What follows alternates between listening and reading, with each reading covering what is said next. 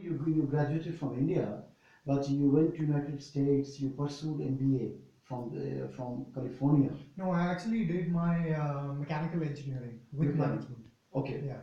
brilliant. But what exactly impressed me your visa, because you want to be a corporate, social entrepreneur. Because in today's contemporary times, when the people go on a pursuit for foreign degrees, especially in United States or in European countries, they have a big ambition. That is to to hit the corporate jobs and to just move upwards in the corporate hierarchy.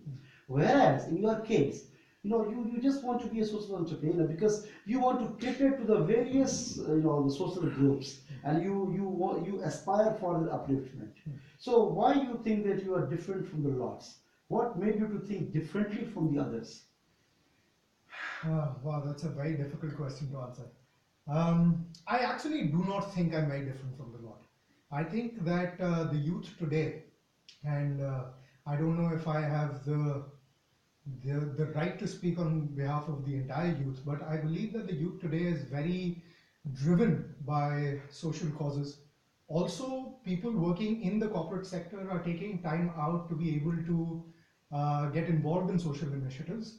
Everyone might not want to become a social entrepreneur. Everyone might not want to contribute to society through social entrepreneurship.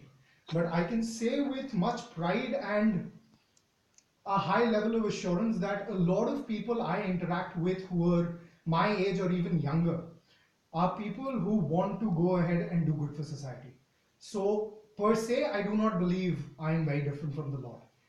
It is true what you said about people going abroad for foreign degrees and getting stuck in what many would consider the normal path, where people go in and want to have a high paying job and settle abroad and have a good corporate career. That is true. But again, I feel that more and more people want to come back, want to give back to society. And I think the current situation of the world drives the youth. I mean, with the levels of unemployment, with the problems of terrorism, with the problems of war, with the amount of poverty in the world, not just in India, the youth is very aware, especially because of the social media, and the youth is taking very avid interest in trying to solve those problems. So even in the corporate sector, you will find a lot of initiatives where people take rural outings, where people would earlier go out to Singapore to celebrate a holiday. You will now see corporate groups going into the villages, and they have these outings where they spend a month in the village and try to come up with solutions to their problems. So, so I believe the youth right now is in a very powerful stage to be able to create impact in the world. Okay, brilliant. So in fact, it's very good what you said, that you want to, that today the trend almost has reversed. Yeah. People have started going back to the village. So do you think that is in some way what Mahatma Gandhi said, that 5 lakh village represent India? So this today the sort of trend that what you have been talking about, and most importantly, you said to me that you have also gone to the farthest corners of this country to gain an experience, to interact with the various stakeholders of society. So what has been your experience in course of interaction with the varied stakeholders of society? It's been very humbling, more than anything else. I believe that Gandhiji was very right in saying that villages represent the true India. Although there are parts of his conceptualization which I believe much of the youth today would consider too romantic or too idealistic. But I think that's also a good thing, because then the youth can see those problems in practical light and try to come up with solutions for them. And I think Ambedkar ji is also a very good example of that school of thinking. Um, but coming back to your question, I believe it's been very humbling because we have, especially urban populations, have this notion that the rural populations are needy. They need our help. We need to go out and help them.